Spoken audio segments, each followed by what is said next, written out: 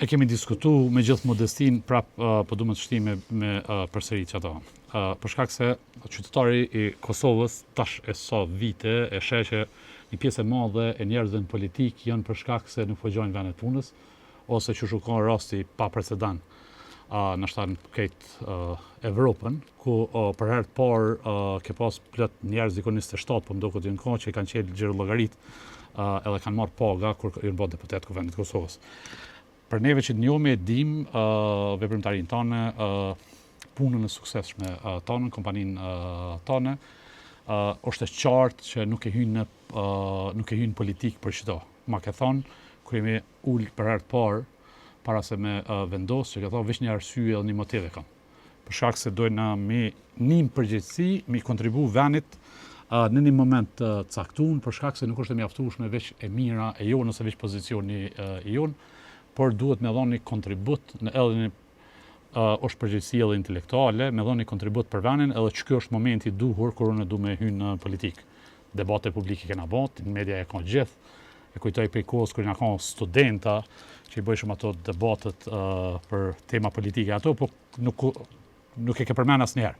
Erë që ky moment, raportet e tua me Vjosa Osmani që janë më shumë shoqënore, miqësore prej studimeve që kanë vazhdu deri në ditët e sotme, po motivi kryesor kanë që ky. A është për një me situata e tillë ku secili njeri që e ka një vetdije duhet me thonë okay, duhet me kontribu për shkak se Kosova po merr një kthes fatale, ndoshta që nuk e shohim sot, por që mundet me pas pasoja për një tarme ose për ato që ka na mundohemi me ndërtu për fëmijët tonë. Po, shkelzen dëgjoj, shpesh ne e shohim edhe politiken, po edhe angazhimet tona kudo në profesione, sigurisht dhe si fillim për nevoja personale, dhe kjo është legjitime.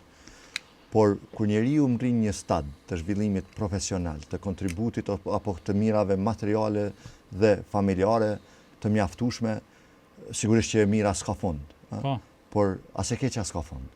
Dhe rrjedhimisht është mirë që njeriu të mendoj për te komoditetit vetvetes. Unë, pa modesti mund të them që unë kam pas arrit edhe në raportin tim profesional, edhe akademik, zhvillimin akademik. Dorën zemër edhe të mirat materiale, të mjaftueshme për një jetë komode, pa stres, pa presion dhe që mund thjesht të distancohesh nga çdo lloj angazhimi tjetër. Por, e ndjej obligim qytetar, moral, që t'i kontribuoj të mirës për bashkët. Dhe sigurisht që angazhimi im politik veç do të dridhat komoditetin që e kam pas dhe e kam ndërtuar me profesionin tim dhe me dijen time personale. Kështu që sigurisht që s'kam hyrë për të rahatuar, por kam hyrë për të kontribuar, sepse unë rahat kam qenë pa politik, në fakt, shumë rahat. Dhe ideja është që nuk ndihem komod e rahat, kur e di që gjërat në politik nuk po shkojnë siç duhet, institucionet po rënohen avash. Demokracia është në kërcënim serioz prej sidomos saj mazhorance politike që është për momentin e kuvend. Dhe rrjedhimisht sikur kur hesht dhe i lën gjërat që të rrjedhin ashtu, sikur e ndjen një pisht fajit. Pra nëse unë që kam komoditetin tim personal, nëse nuk angazhohem në politik, si do të angazhohet ai tjetri që e sheh vetëm si vend pune apo si një mënyrë mbijetese. Pra unë s'kam hyrë për mbijetuar, thjesht për të kontribuar. Dhe në këto rrethona, unë besoj që i japim një kontribut demokracisë. Dhe për këtë kam hyrë dhe për këtë do të jem jashtëzakonisht i përkushtuar deri në momentin e fundit.